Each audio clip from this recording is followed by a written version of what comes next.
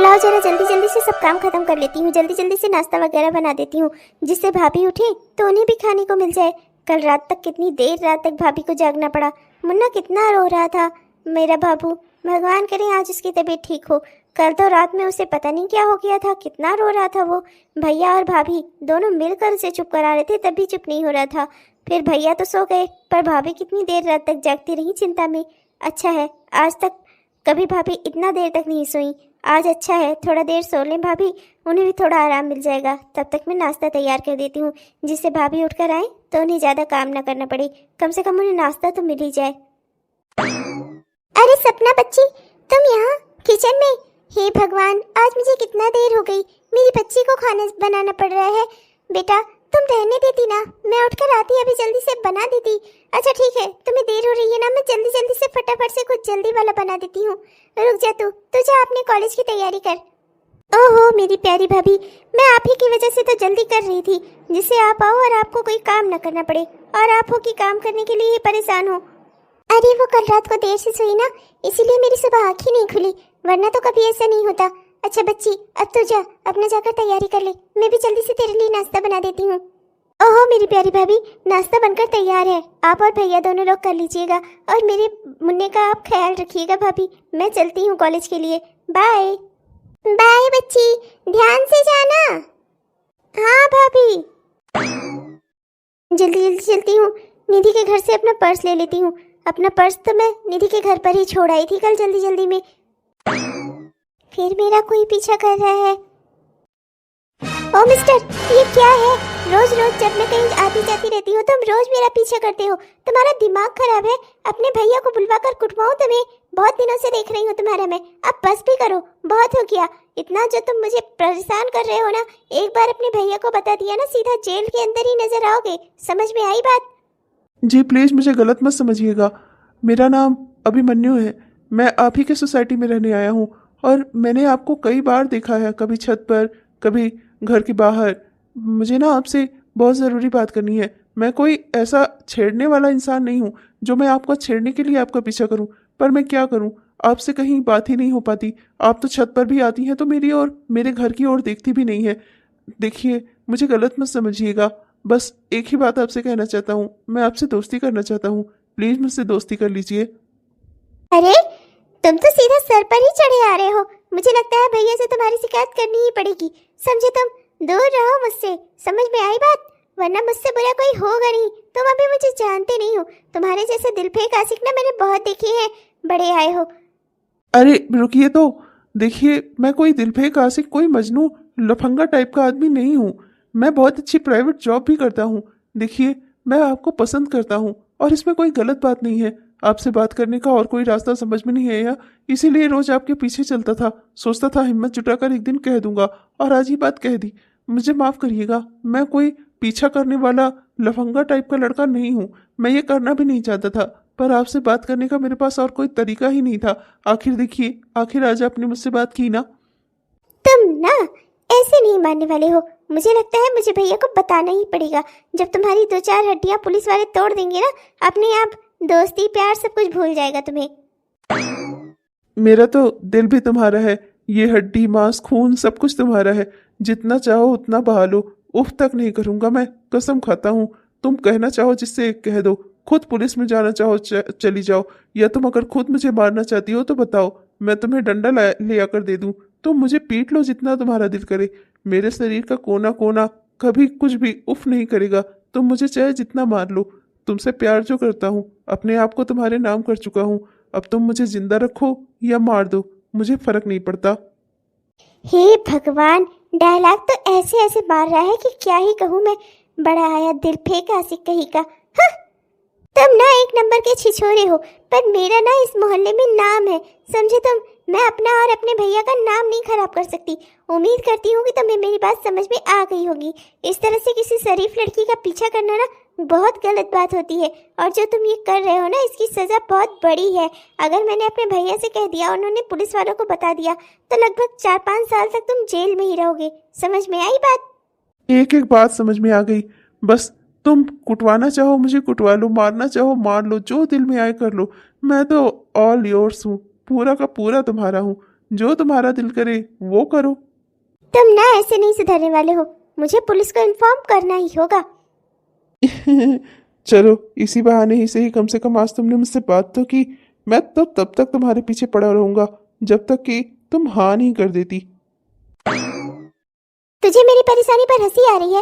वो लड़का मुझे परेशान कर रहा है, दिन रात मेरा पीछा करता रहता है, अजीब अजीब सी बातें करता है, पूरा का पूरा तुम्हारा हूँ, जो दिल में आए कर लो, जितना मन कहे कुटवा लो, मेरा खून बहा दो, सब कुछ तुम्हारा है, ऐसे ऐसे टाइप की बकवास सी बातें। और तुम्हें हंसी आ रही है, मजाक सोच रहा है? अरे ऐसे दिल फेंक आशिकों का कोई भरोसा नहीं होता। कल को उसने मेरे साथ कुछ कर दिया तो मैं तो सोच रही हूँ भैया को इसके बारे में बता ही देती हूँ, 2-4 हाथ लगवा कर उसे कुटवा ही दे तो ठीक हो जाएगा वो। हाँ तो ठीक है फिर बता दे भैया को। वैसे वो बेचारा बुरा आदमी नहीं है, वो तो अपनी नौकरी का हर चीज का पता भी दे रहा है तुझे शादी करने के लिए ऑफर कर रहा है, कह रहा है कि मुझसे शादी कर लो। और वो तुम्हारे बारे में सब जानता भी है कि तुम्हारे कोई बॉयफ्रेंड नहीं है, ना ही तो तुम्हारे किसी के साथ शादी तय हुई है। तो उस बेचारे ने अपने लिए बस तुमसे प्यार मांगा है। अब तुम्हारे दिल में आए हाँ करो, ना मन करे ना करो, पर मुझे नहीं लगता कि तुम्हें उसे कुटवाना चाहिए। तुम ना उसकी साइड लेना बंद करो पहली बात तो। इस तरीके के रोमियो के पीछे मैं अपनी जिंदगी बर्बाद करूं? वो आज एक लड़की का पीछा कर रहा है, कल किसी और का करेगा। वो उसका काम ही यही है। ऐसे दिल फेंक आशिकों को ना मैं बहुत समझती हूँ। खैर छोड़ो वो सब कुछ, तुम तो मजे ले रही हो मेरा। मैं तो बस ये सोच रही हूँ भैया को मैं बोलकर उसे कुटवा तो दूँ, लेकिन मेरे भैया कितनी प्रॉब्लम में आ जाएंगे, कहीं वो मेरे कॉलेज आने जाने पर कोई प्रतिबंध लगाने लगे तो। तुम तो जानती ही हो मम्मी पापा के मरने के बाद भैया ही हैं जिन्होंने मेरा लालन पालन किया है, मुझे बड़ा किया है, पढ़ाया लिखाया है, कॉलेज भेजा है। मैं नहीं चाहती कि भैया की जिम्मेदारियों में और एक बढ़ोतरी हो जाए मुझे लाने छोड़ने की। मैं तो बस ये चाहती हूँ कि भैया अपना खुश रहे। और मैं इस लड़के का क्या करूँ, इस अभिमन्यु का क्या करूँ, कुछ समझ नहीं आ रहा मुझे। चारों ओर से मेरी जिंदगी क्यों उलझी हुई होती है हर बार। अगर ऐसी बात है तो मेरे पास एक रास्ता है। एक आदमी को जानती हूँ मैं जो ऐसे कामों के लिए माहिर है। अगर तू कहे मैं तो तेरी बात मैं उससे करवा दूं और कुटवा दूं इस लड़के को। शायद उसके सर पे जो प्यार का भूत चढ़ा है वो उतर ही जाए। हाँ, उसका भूत उतारना ना बेहद जरूरी है। मैं ना अपने भैया भाभी को टेंशन नहीं देना चाहती। वैसे भी तुम्हें पता है कल मुन्ना रात भर रो रहा था। मेरी भाभी उसकी तकलीफ में रात भर जगती रही। सुबह सुबह ही उनकी आंख लगी थी बेचारी की, पर वो उठ गई मुझे नाश्ता पानी देने। ऐसे भैया और भाभी जो देवता समान है, उनको मैं कुछ कहकर परेशान नहीं करना चाहती। इसीलिए मैं नहीं चाहती कि इस लड़के की बात उन तक पहुंचे। इसे तो मैं अकेले ही सीधा कर लूंगी। तुम आज फिर तुम मेरा पीछा कर रहे हो? तुम्हारा दिमाग खराब है? इतना मरवाया मैंने तुम्हें, इतना पिटवाया, कम से कम अब तो तुम्हें सुधर जाना चाहिए था। या मर के ही मानोगे तुम? हाँ, मुझसे ज्यादा तो तुम चिंता कर रही हो मेरी मार खाने की। कोई बात नहीं, आज एक बार मरवाया, कल दूसरे बार भी मरवा देना। उफ तक नहीं करूंगा, वादा करता हूँ तुमसे। प्यार करता हूँ, कोई गलती नहीं की है, न ही कोई गुनाह किया है। एक बार के लिए मेरे बारे में सोच तो लो। मैं तुम पर कोई जबरदस्ती नहीं कर रहा हूँ, पर इस बार तरह से मुझे मौका ही ना देना अपनी जिंदगी में आने देने का, तो फिर ये तो मेरे साथ नाइंसाफी हुई ना। मैं जिस लड़की को प्यार करता हूँ, मैं हिम्मत रखता हूँ कि मैं उसके सामने जाकर उसे प्रपोज कर सकूँ। मैंने इसलिए तुम्हें प्रपोज किया। हाँ या ना करना तुम्हारे ऊपर है, पर कम से कम एक बार मेरी बात तो सुनो, मुझे समझने की कोशिश तो करो। सिर्फ इस नाते कि तुम मुझे नहीं जानती और इस नाते कि तुम्हें मेरे बारे में कुछ नहीं पता, मुझे यूँ छोड़ देना क्या तुम्हारे नज़र में सही है? मुझे एक बार तो मौका देकर देखो। मैं वादा करता हूँ जिंदगी भर तुम्हारी आंखों में कभी आंसू नहीं आने दूंगा। बहुत प्यार करूंगा तुमसे, बस एक बार के लिए हाँ कर दो। घर में जानती हो मेरी माँ और मेरे पापा को भी मेरी शादी की बहुत चिंता है। देखो मैं जानता हूँ कि तुम बहुत अच्छी लड़की हो, और मैं ये भी जानता हूँ कि मैं एक प्राइवेट कंपनी में काम करने वाला लड़का हूँ। मुझे भी कई लड़कियां मिल जाएंगी, पर तुम जैसी कोई नहीं मिलेगी। देखो मैं अपना टाइम इधर उधर में वेस्ट नहीं करना चाहता। मुझे जो बात कहनी है वो सीधी ही कहता हूँ मैं। मेरी आदत नहीं है घुमा फिरा कर कहने की। एक दिन तुम्हें छत पर कपड़े सुखाते हुए देखा था, तब से दुनिया की कोई लड़की मुझे सुंदर नहीं लग रही है। दिमाग में जब भी आंखें बंद करता हूँ सिर्फ तुम दिखाई देती हो। अब तुम हाँ कर दोगी तो मुझे खुशी होगी, और अगर तुम ना करोगी तो इसी गम को लिए हुए मैं सारी उम्र भटकता रहूंगा कि शायद मुझ में कोई कमी थी जिसलिए तुमने मुझे इनकार कर दिया। पर तुमसे मैं कुछ नहीं कहूँगा। प्यार करता हूँ तुम्हारे साथ, जबरदस्ती करने का कोई इच्छा नहीं है मेरी। वैसे कुछ भी हो, बंदे में कोई बात तो है। इतना मार खाने के बाद भी मेरे पीछे आ रहा है और मुझसे ही शादी करने के लिए भी कह रहा है। मैंने जो किया उस बात की शिकायत तक नहीं की इसने, बस अभी भी अपनी बात पर अटका हुआ है। प्लीज जवाब दे दो, हाँ या ना। अरे कहाँ चली जा रही हो? जवाब तो देती जाओ। तुम्हारे मुस्कुराने का क्या मतलब समझूं मैं? हाँ या ना है? कम से कम बता तो दो मुझे। अरे बेटा, भगवान तुम्हारा भला करे। आजकल की दुनिया में भी ऐसे बच्चे होते हैं क्या? दुनिया भर के लड़के तो इधर उधर घूमने में, बुजुर्गों को परेशान करने में ही जुटे रहते हैं, और एक तुम हो। अरे भगवान तुम्हारा भला करे बेटा, तुमने मुझे रोड पार करा दी।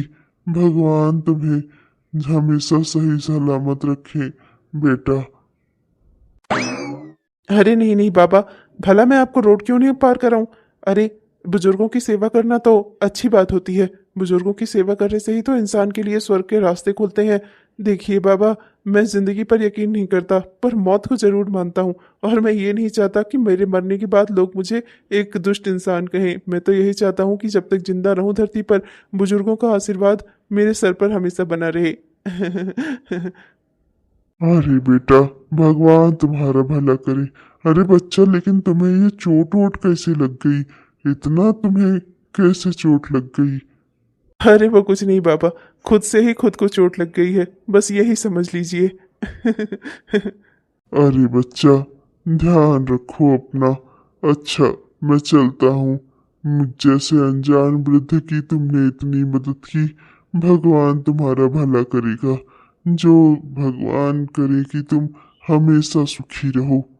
अरे बाबा, मुझे तो इतनी दुआओं की नहीं, बस एक ही दुआ की जरूरत है। जो दिल में ख्वाहिश है वो मेरी पूरी हो जाए। जो मुझे चाहिए वो मुझे मिल जाए। जरूर पूरी होगी बेटा, जरूर पूरी होगी।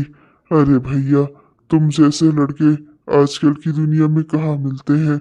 भगवान करे जो तुम्हें चाहिए हो वो तुम्हें मिल जाए। ओह, तुम तो आज किससे पिटवाओगी मुझे? तुम कहो तो मैं परमानेंट सब्सक्रिप्शन ले लेता हूँ हॉस्पिटल का। हाँ, बता दो मुझे, क्या इरादा है तुम्हारा? कब तक यूं अपने प्रेम की परीक्षा देनी पड़ेगी मुझे? तुम एक अच्छे इंसान हो, पर तुम मेरे पीछे क्यों पड़े हो? देखो, मैं कॉलेज में पढ़ने वाली एक साधारण सी लड़की हूँ। मिडिल क्लास फैमिली से आती हूँ। हमारे पास ज़्यादा रुपए पैसे धन दौलत नहीं है। क्यों पड़े हो तुम मेरे पीछे? मुझसे 1000 गुना अच्छी लड़कियाँ मिल जाएंगी तुम्हें। देखो, तुम गुड लुकिंग भी हो, देखने में भी ठीक ठाक हो। कई लड़कियाँ मिल जाएंगी तुम्हें।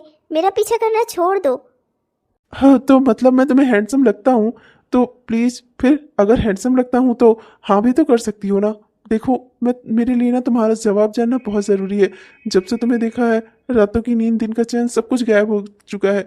जानता हूँ कि बहुत पुराने ज़माने वाले प्रेमी टाइप की वाइब्स दे रहा हूँ, मैं उस टाइप की बातें कर रहा हूँ, पर प्लीज़ मेरी बातें को समझने की कोशिश करो। मैं गलत नहीं कह रहा हूँ, बहुत प्यार करता हूँ तुमसे। बस एक बार हाँ कर दो। और अगर हाँ नहीं कर सकती ना, तो कम से कम ना कर दो। तुम्हारा जवाब जाने बगैर ना मुझसे रहा नहीं जा रहा है। अरे, तुम तो फिर से चली जा रही हो। कम से कम बताती तो जाओ। हम्म, कल बताऊंगी मिलकर, 5 बजे, यहीं बस स्टेशन पे। अरे भाग क्यों रही हो? इतना क्या शर्माना? मतलब कल हम मिलेंगे? वाओ। 2 महीने बाद। जानती हो, मैंने कई सालों से नवरात्र का व्रत रखा है। 2-3 सालों से मैं हमेशा व्रत रखता हूँ नवरात्र का, और माता रानी से बस एक ही इच्छा करता हूँ कि जैसे मैं हूँ ना, मुझे मेरे ही टाइप की अच्छी दिल वाली लड़की मिल जाए। एक अच्छी लड़की मिल जाए जिससे मेरा घर परिवार और मेरी माँ, हर कोई संतुष्ट हो। बस ऐसी लड़की मुझे मिल जाए। और माता रानी ने मेरी सुन ली। तुम मुझे दिखी, फिर मुझे तुमसे प्यार हुआ, और आज हमारी बात इतनी आगे बढ़ गई है कि मैं अब तुम्हारे भैया से मिलने जा रहा हूँ। और इत्तेफाक देखो, आज के दिन ही, आज नवरात्र का पहला दिन ही है। आपने इतने सालों तक माता की आराधना की है, तो माता जरूर आपकी इच्छा जरूर पूरी करेंगी। देखिएगा, भैया जरूर इस रिश्ते के लिए हाँ कर देंगे। वैसे भी भैया के लिए मेरी खुशी ही सब कुछ है। मेरी खुशी से बढ़कर इस दुनिया में भैया के लिए कुछ नहीं है। और मैंने भी नवरात्र का उपवास रखा है आज से, जिससे आपकी जो इच्छा है ना, वही मेरी भी इच्छा है। बस भैया इस रिश्ते के लिए हाँ कर दें, मेरे भी दिल में यही है। तो जब हम दोनों मिलकर एक ही चीज के लिए प्रार्थना कर रहे हैं, तो देवी माँ हमारी जरूर सुनेंगी। और आज तुम्हारे भैया इस रिश्ते के लिए जरूर हाँ कर देंगे, देखना तुम। बोलो दुर्गा मैया की जय। सपना मेरी इकलौती बहन है। बहन से ज्यादा अपनी बेटी की तरह पाला है मैंने उसे। मम्मी पापा के जाने के बाद मेरे लिए सपना मेरी बेटी जैसी ही है। तो सपना की खुशी अगर तुम में है तो मैं इस रिश्ते के लिए हाँ जरूर कर दूंगा, पर मेरी भी एक शर्त है कि तुम मेरी बहन को कभी रुलाओगे नहीं, उसे हमेशा खुश रखोगे, उसे हमेशा अपनेपन का एहसास कराओगे, कभी उसकी जिंदगी में कोई गम तुम्हारी वजह से नहीं आना चाहिए। भैया, मैं आपसे वादा करता हूँ, जैसे आप सपना को प्यार करते हैं ना, वैसे ही मैं भी सपना से बहुत प्यार करता हूँ। मैं उसकी आंखों में कभी आंसू नहीं आने दूंगा, कभी अपनी जिंदगी में मेरी वजह से उसकी जिंदगी में कोई गम नहीं आएगा, कोई मुसीबतें नहीं आएंगी।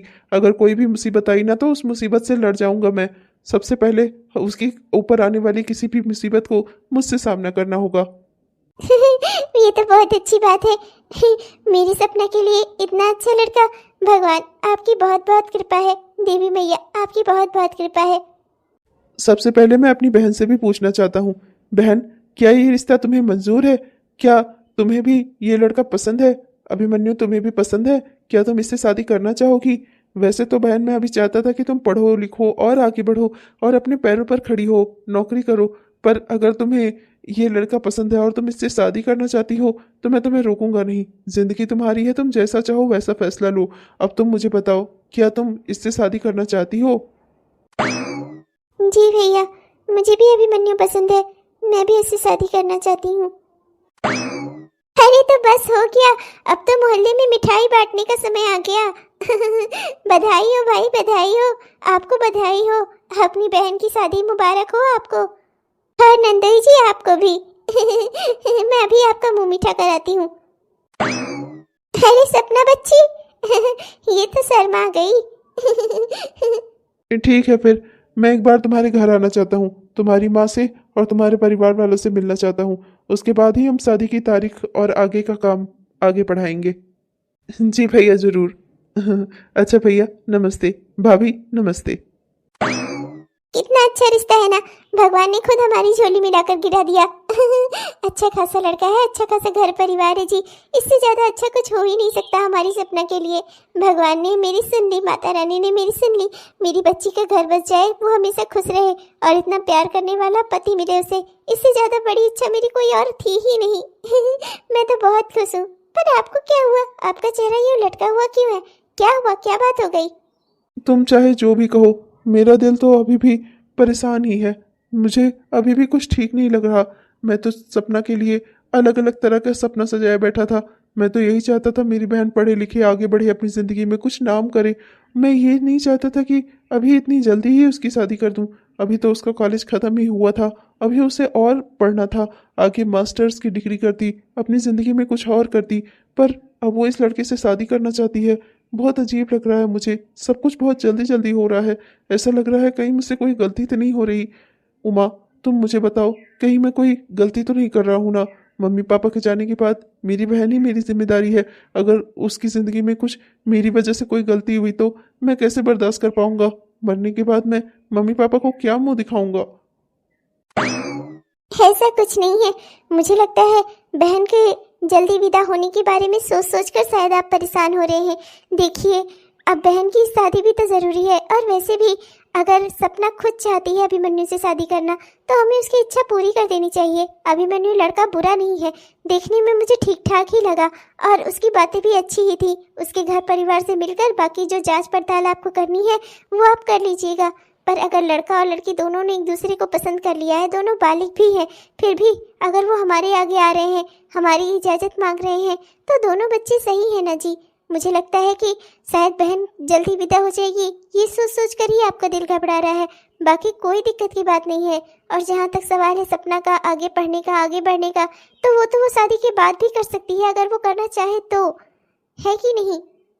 हाँ, मगर अरे चलिए छोड़िए भी अब ये सब बातें, अब जाकर आप जल्दी से तैयारी करिए और जाकर उस लड़के अभिमन्यु के घर वालों से मिलिए और वहाँ भी मिलकर देखिए कि वहाँ भी सब कुछ ठीक है ना। हमारी सपना के लिए वो अच्छा ससुराल है ना, तब हम सपना को अपनी खुशी खुशी से विदा कर सकेंगे। देखिए, सपना हमारी जिम्मेदारी है, उसकी खुशियाँ उससे बढ़कर है कुछ क्या हमारे लिए, और सपना की खुशी अभिमन्यु में है। और मैं कहती हूँ अगर बच्ची की खुशी अभिमन्यु में ही है तो आप उसे वही दे दीजिए। शायद तुम ठीक कह रही हो, मैं शायद ज़्यादा ही स्वार्थी हो रहा हूँ। अपने सपने मुझे सपना के ऊपर थोपने का कोई अधिकार नहीं है। मैं चाहता था सपना आगे पढ़े लिखे कुछ ज़िंदगी में बने, पर सपना क्या चाहती है इम्पोर्टेंट तो ये है ना, हम अपनी ज़िंदगी में क्या करना चाहते हैं वो इम्पोर्टेंट है, ना कि ये कि हमारा परिवार हमारे लिए क्या चाहता है, क्या सोचता है।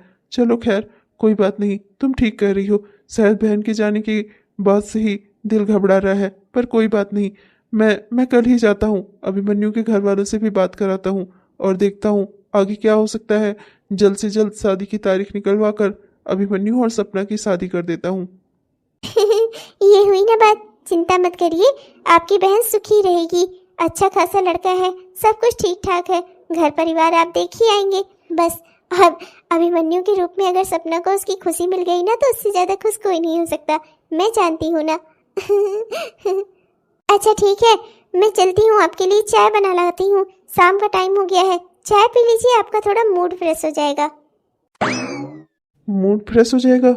पता नहीं क्यों दिल बहुत घबरा रहा है, ऐसा लग रहा है जैसे जो हो रहा है वो सही नहीं हो रहा है, कुछ तो इसमें गलत है। भगवान जाने की क्या बात है, पर कुछ तो गलत है। अरे क्या हुआ जी, आप तो आज सब अभिमन्यु के घर वालों से मिलने गए थे ना, क्या हुआ वहाँ पर? सब बातें हो गई? कैसे हैं अभिमन्यु के घर वाले, सब ठीक ठाक तो है, सब बढ़िया है ना? हाँ सब बढ़िया है, सब ठीक ठाक है। अभिमन्यु के घर वाले भी इस रिश्ते के लिए तैयार हैं। उसकी माँ और उसकी बहन और उसकी भाभी सबसे मिला मैं, परिवार अच्छा है लड़के का, सब कुछ ठीक ठाक है, सब बढ़िया है। और उन लोगों ने तुरंत पंडित को बुलवाकर शादी की तारीख भी निकलवा दी। 2 ही हफ्ते के अंदर शादी है, वरना फिर अगला मुहूर्त 2 साल बाद मिलेगा, ऐसा उस पंडित ने कहा। इसीलिए शादी हमें जल्दी ही करनी है, अगले महीने की 12 तारीख को ही दिन रखा गया है। क्या अगले महीने की 12 तारीख ही? तो बहुत भागम दौड़ी हो जाएगी, और मेरा छोटा सा बच्चा भी है, कैसे होगा सब कुछ? खैर चलिए कोई बात नहीं, सब हो जाएगा, आप चिंता मत करिए। ये तो खुशी की बात है, इतनी जल्दी से अपना बच्चे की शादी की तारीख तय हो गई। मैं जल्दी से घर वालों को और नाते रिश्तेदारों को भी फोन करके बुलावा भेज देती हूँ। तो सपना बच्ची, अब तो तुम खुश हो ना? तुम्हारी शादी तय हो रही है, तुमसे ज्यादा खुश तो आज कोई नहीं होगा ना।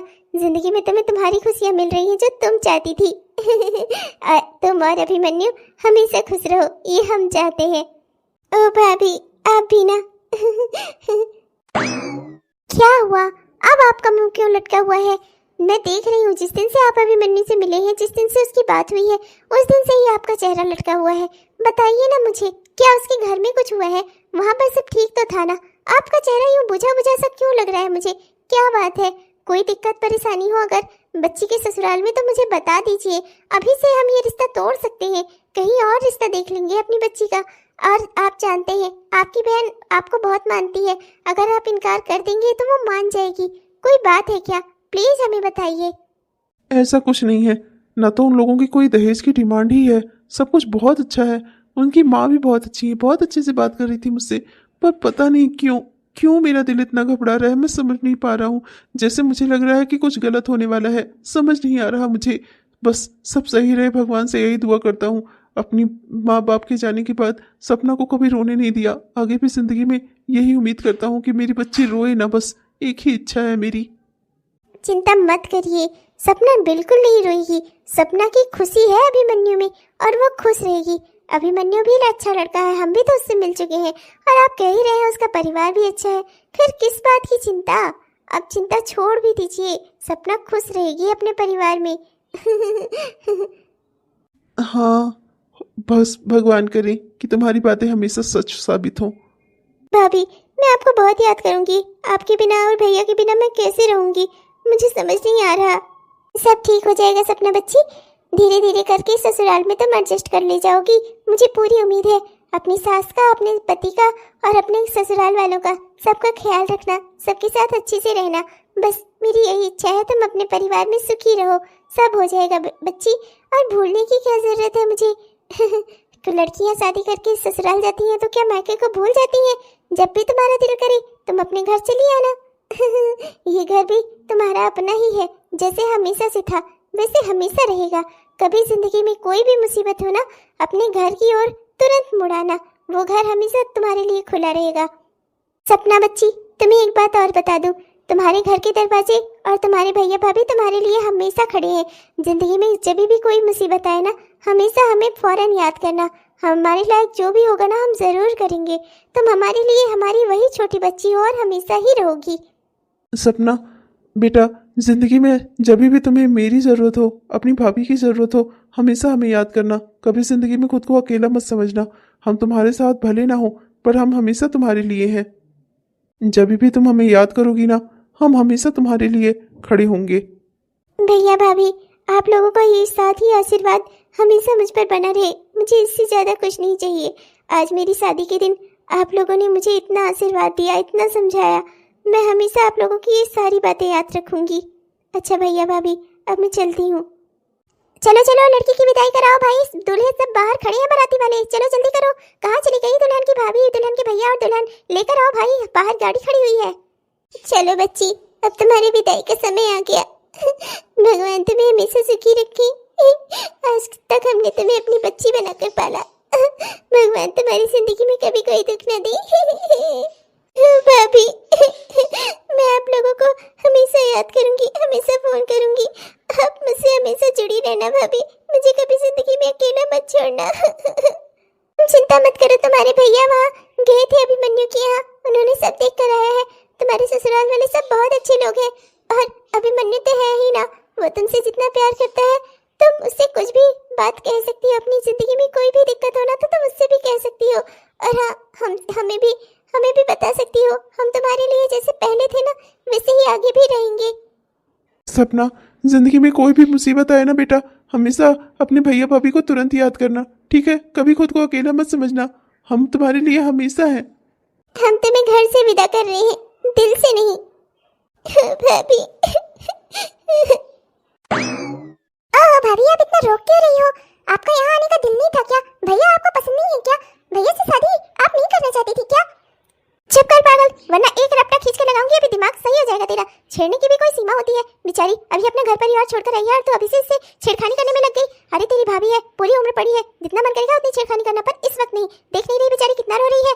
बहू माफ कर दे, तेरी ननद है, मजाक करने की आदत है इसे। धीरे धीरे यहाँ रहेगी ना सब जान जाएगी। बेटा खुद को अकेला मत समझ, इस परिवार को भी अपना परिवार ही समझ। मैं तेरी माँ जैसी ही हूँ, तुझे कभी जिंदगी में अकेला नहीं छोड़ूंगी मैं। मेरी बच्ची रो मत बेटा, मैं जानती हूँ लड़कियों के लिए ये बहुत बड़ा दुख होता है, पर देखना धीरे धीरे इस घर में रहते रहते ना तुझे इस परिवार की भी आदत हो जाएगी। लड़कियों को तो भगवान का आशीर्वाद होता है, उन्हें दो परिवार मिलता है। मेरी बच्ची। भाभी अच्छा ठीक है, अब आप रो नहीं। मैं आपके लिए कुछ खाने पीने की व्यवस्था करती हूँ और आपके बैठने की भी व्यवस्था करती हूँ। कब तक आप यूं ही दरवाजे पर टंगी रहोगी? माँ सारी रस्में खत्म हो गई है ना, मैं बस भाभी के बैठने की व्यवस्था करती हूँ। इस घर में तुम्हारा स्वागत है बहू। मैं तुम्हारे आने से बहुत खुश हूँ बेटा, और तुम्हें भी धीरे धीरे इस घर परिवार की आदत हो जाएगी। चिंता मत करो, लड़कियों के लिए सब कुछ नया नया होता है, संभालने में थोड़ी परेशानी तो होगी, पर आगे जाकर तुम धीरे धीरे सब कुछ सीख जाओगी।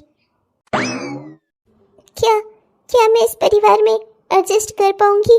क्या यहाँ सब लोग अच्छे हैं? क्या मेरी जिंदगी में अब कुछ बुरा नहीं होगा? ये सब जानने के लिए दोस्तों आपको इस कहानी का कल अगला भाग देखना होगा। तब तक के लिए मैं चलती हूँ दोस्तों। और हाँ दोस्तों, आप लोग वीडियो को लाइक करना, शेयर करना, और हाँ अपने प्यारे प्यारे कमेंट्स लिखना मत भूलिएगा। तब तक के लिए मैं चलती हूँ। बाय बाय दोस्तों, मैं मिलूंगी आपसे कल की वीडियो में। तब तक के लिए बाय बाय।